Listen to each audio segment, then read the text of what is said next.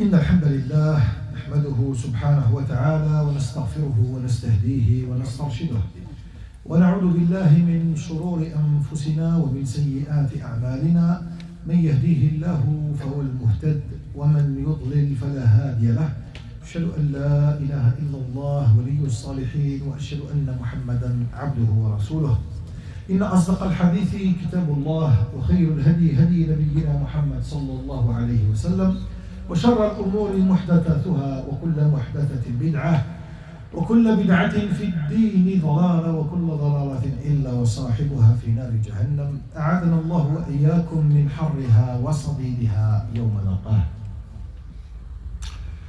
وقفتنا في هذه الجمعة آملين وسائلين الله عز وجل أن يجعلنا من المعتوقين وأن يجعلنا من الفائزين اللهم آمين. وقفة مع وصية وجيزة وموعظة بليغة للنبي محمد صلى الله عليه وسلم. Aujourd'hui dans le sermon, on va voir des recommandations prophétiques très enseignantes et très brèves et très concis. Jama'at al-khayr kullah, elle a regroupé le bien et le bien-être dans toute son ampleur. ففي مسند الإمام أحمد وسنن ابن ماجه وغيره من حديث أبي أيوب الأنصاري, c'est lui le narrateur, Abi Ayyub al-Ansari, أن رجلا, et moi je veux quand j'interpelle ton hémisphère droit, ton cerveau doit réfléchir et doit voir ce qui se passe. Quant à la circonstance et quant à la condition que je vais raconter ce hadith-là. هذا أبي أيوب الأنصاري يقول جاء رجلا. Donc moi je te parle et essaie de t'imaginer un peu la mise en scène qui a été faite. Donc un homme est venu se présenter عند النبي صلى الله عليه وسلم قائلا. Il est venu قال عظني وأوجز. وفي رواية أخرى علمني وأوجز. C'est-à-dire qu'est-ce qu'il lui dit? Il lui dit enseigne-moi et donne-moi l'enseignement nécessaire avec des mots précis, concis et simples. Et là, spontanément, le prophète béni de l'islam sallallahu alayhi wa sallam, il lui répondit et dit إِذَا قُمْتَ فِي صَلَاتِكَ فَصَلِّ صَلَاةً مُوَدِّعٍ. Lorsque tu prie tout en sachant que c'est la dernière prière que tu vas effectuer et accomplir. Premier élément. Deuxième élément, وَلَا تَكَلَّمْ بِكَلَامٍ تَعْتَذِرُ مِنْهُ غَدًا. Il ne parle pas avec des paroles dont demain tu vas demander le pardon. Troisième élément, troisième recommandation, وَاجْمِعِ الْيَأْسَ عَمَّا فِي يَدِ النَّاسِ. Et sois en plein désespoir dans ce que les gens ont entre leurs mains. Je vais rentrer dans l'explication de ce hadith-là. Al-Wasiyya al-Oula, la première recommandation du prophète à cet homme-là, bien sûr, il faut savoir que c'est pour nous aussi, dont on va s'en inspirer. Al-Wasiyya al-Oula bis-salati, amarahu bis-salati wal-'inayati biha wa husni ada'iha. Donc prends soin de ta prière, sois dans l'accomplissement de cette dernière et prends-en soin. Et il dit le verset dans Sourate Al-An'am, il me semble que c'est le verset 126 à peu près, si ma mémoire est toujours bonne.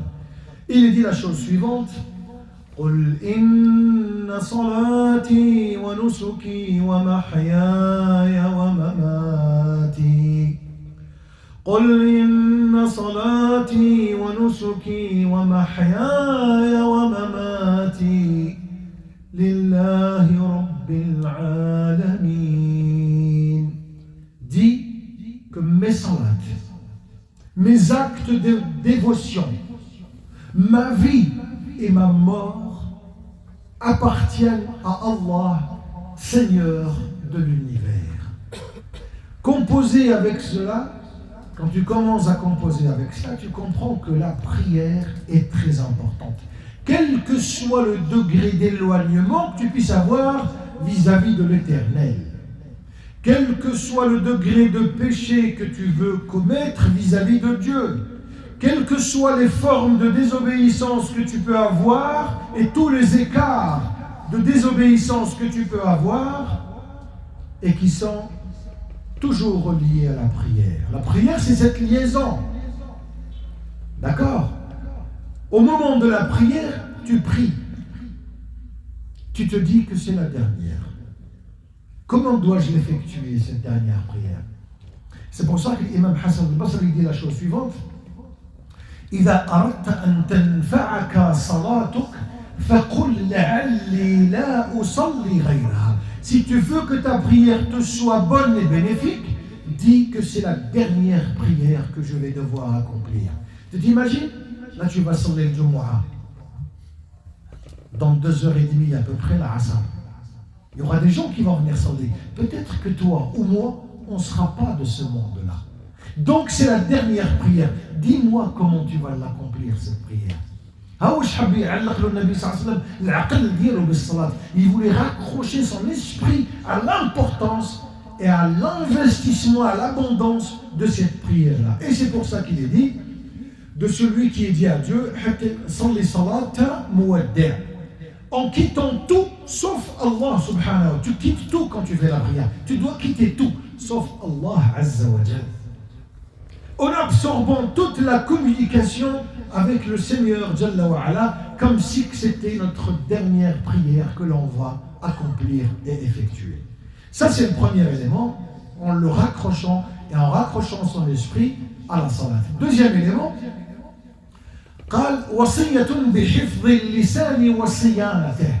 de pouvoir prendre soin des mots que l'on dit à travers la langue. Et c'est pour ça qu'il dit, ne dites rien pour lequel demain vous allez demander pardon ou vous allez vous excuser. C'est-à-dire, ne te force pas à dire des choses non convaincantes, des choses qui ne sont pas sur la symétrie ou sur la ligne et la lignée de la bonté et de la générosité et de notre qualité envers l'Éternel subhanahu wa ta'ala. Demain, tu vas devoir excuse-moi ou pardon. Professeur Sallam, il ne veut pas que tu t'excuses et tu te pardonnes. Il veut que tu aies la gestion sur ta personne. Il voudrait que tu sois plus fort que ce que tu ne l'es aujourd'hui. En faisant quoi? La gestion de soi et la gestion de sa propre langue.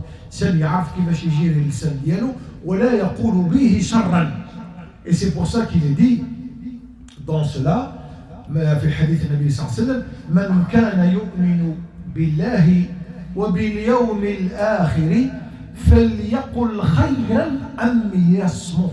Donc celui qui dit quiconque de vous, d'accord, quiconque de vous croit en Allah subhanahu wa ta'ala et au jour dernier, qu'il dise du bien ou qu'il se taise. Et dire de bien nécessite une compréhension, puisque Dieu dans le Saint-Coran dit وَقُولُوا لِلنَّاسِ حُسْنًا. Des gens que tu ne connais pas, tu dois leur bien parler. Donc, qu'est-ce que tu en penses des gens que tu connais et que tu côtoies quotidiennement? Et c'est pour ça qu'il est dit, ne dites pas les mots auxquels nécessairement ça va nécessiter des excuses. Si on doit s'excuser, c'est auprès d'Allah subhanahu wa ta'ala dans le repentir.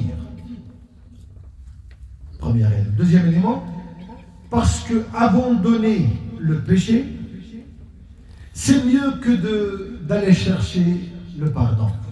Quand tu abandonnes le péché, c'est mieux que d'aller chercher le pardon. J'ai abandonné le péché, je me dois de dire l'istighfar, le pardon, pour me repentir à chaque fois. Même si je ne commets rien, et même si je ne commets aucun acte de désobéissance envers Allah subhanahu wa ta'ala. Donc là, il dit donc prendre soin de sa langue et savoir. Si tu veux quelqu'un, quand tu discutes avec une personne, d'accord, quand tu discutes avec une personne et tu as envie de savoir qu'est-ce qu'il a dans la cabeza, qu'est-ce qu'il a dans la tête, yuqal al-lisanu, la langue, turjumanul aql, Si tu veux savoir quelqu'un, qu'est-ce qu'il a dans la tête, discute avec lui et enchaîne des sujets et rentre dans une panoplie de choses et tu verras la façon dont il va devoir te répondre. Tu comprendras sérieusement si cette personne, parce que la langue est la traductrice de ce que tu as dans la tête. Et c'est pour ça qu'il faut faire très attention à cela. Donc quiconque de vous croit Allah subhanahu wa ta'ala le jour dernier, qu'il dise du bien et quelque chose de très normal et sensé, ou qu'il se taise. أقول قولي هذا واستغفر الله لي ولكم.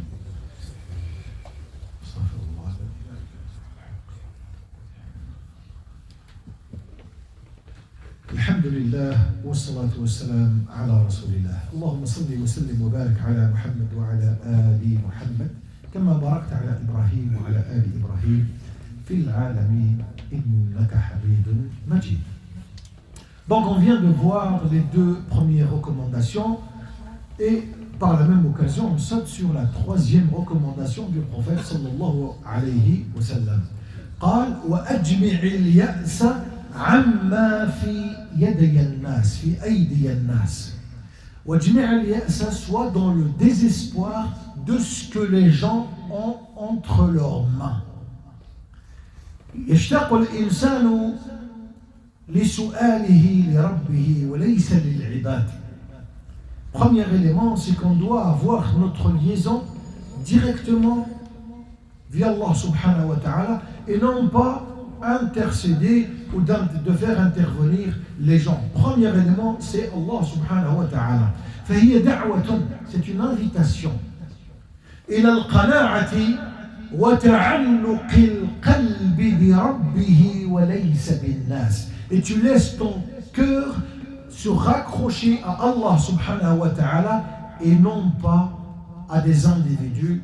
Quand tu vois des gens qui sont là et qui sont au service tout le temps, il te dit frère, si tu as besoin de moi, je suis là. Quand toi tu as besoin de lui et tu le sollicites, ou tu le trouves là parce qu'il a été sincère, il est dans la capacité, dans la possibilité de, et quand il n'est pas dans la capacité ni dans la possibilité, il ne te répond même pas au téléphone. Il te laisse faire des lectures succinctes l'une après l'autre d'une réaction incomprise. Et tu dois monter, te lamenter, descendre, comprendre. Pourquoi? Parce que tu n'as pas la bonne réponse. Et ça, on l'a appris. Et c'est pour ça qu'il est dit كل تعلق بغير الله فهو ضل. Tout cœur qui se raccroche à autre chose que Dieu, c'est une bassesse. والدل هذا يبقى الإنسان مدلولا في حياته لأنه لا يرجو ما عند الله ولكن يرجو ما عند العباد فلا يرى إلا عباد الله وينسى خالقهم. Il ne voit que les serviteurs qui sont en face, donc il va privilégier la voie horizontale tout en oubliant, tout en mettant de côté la voie horizontale qui est la première et la plus importante. Donc, il dit, ne dites pas de pouvoir couper l'espoir, d'accord, de ce qui est mis entre les mains des gens. Tu t'imagines, frère, il y a des gens qui te rendent un service et qui va devoir te le rappeler tout le temps. Un service, c'est faire du bien. Faire du bien, c'est apporter un plus à une personne. Quand tu apportes un plus, tais-toi. Efface de ta mémoire tout ce que tu viens de faire. Mais par contre, il est dit, en parallèle, tout mal que tu peux accomplir, tout mal que tu peux faire, qu'il soit en permanence entre tes yeux, que tu dois devoir, tu vas devoir l'effacer et te repentir auprès de Dieu. Donc c'est pour ça, pour ne pas s'excuser, ne pas apporter du tort et se faire du tort à soi-même. Et donc, couper tout ce que les gens ont entre leurs mains et de savoir se contenter de ce que Dieu subhanahu wa ta'ala il t'a donné. Allah il donne un khair, qu'il soit minime ou qu'il soit extraordinairement extraordinaire, qu'il soit dans le minimum ou dans le maximum, c'est Allah qui l'a donné. Si Allah il a donné al-khayru, le bien, c'est ce qu'Allah a choisi pour toi. Ce qu'il t'est demandé à toi quand tu as ça dans ta possession, le contentement. Al-qana'a. إذا كان الإنسان يكون قنوع بما قسمه الله فيكون أسعد الناس. Il va gagner une sérénité, une paix au plus profond de lui. Il sera en paix avec lui-même parce qu'il est satisfait de ce que lui a donné. Il ne va travailler que sur son objectif à lui, c'est d'être mieux et de se rapprocher de l'Éternel subhanahu wa ta'ala. كما قال الإمام ابن القيم قدس الله سره يقول من تعلق قلبه بغير الله عذب به. Celui qui met son cœur entre les mains de X ou de Y et pas entre les mains d'Allah Azza wa Jal, entre le serviteur de Dieu, et il ne voit que le serviteur, il va châtier avec ce bien-là dont lui il pense que c'est du bien parce qu'il a été sollicité la ligne horizontale tout en délaissant, marginalisant ou en oubliant carrément la ligne horizontale, c'est celle qui te rapproche de l'Éternel Jalla wa Ala. Donc dans cette mouvance de compréhension, il faut que tu comprennes une dimension. Que la première, il dit, la première recommandation, si tu veux qu'elle soit bénéfique, prie et dis que c'est ma dernière prière. Le pardon, pourquoi tu t'excuses? Et la gestion sur soi, ne dis pas n'importe quoi. Dis les choses bonnes et partez en paix avec toi-même. Troisième élément, sois satisfait de ce que Allah t'a donné. كن قنوع بما قسمه الله سبحانه وتعالى وعلق قلبك به وليس بالناس. accroche ton cœur en Allah عز وجل لكي تعلو وتسمو وتدنو وتكون قربا من الله جل وعلا. أقول قولي هذا واستغفر الله لي ولكم فاستغفروه تجدوه غفورا رحيما. اللهم لا تحرمنا رؤية وجهك الكريم. اللهم علمنا من الدين ما جهلنا. اللهم تب علينا. اللهم اشفينا واشف مرضانا وارحمنا وارحم موتانا برحمتك أرحم الراحمين. اللهم رد كل غريب إلى أهله. اللهم ردنا إليك ردا جميلا واجعلنا من عبادك التائبين المنيبين العائدين الحامدين الشاكرين الساجدين الراكعين يا رحمن يا رحيم برحمتك نستغيث. الزوجة نتاع خوكم بومدين اللي hospitalisé gravement dans le coma dans un état comateux, qu'Allah subhanahu wa ta'ala allège ses souffrances, qu'Allah subhanahu wa ta'ala يخفف عليها ويعطي لأهلها الصبر والسلوان. أقول قولي هذا واستغفر الله لي ولكم وقوموا إلى صلاتكم يرحمكم الله.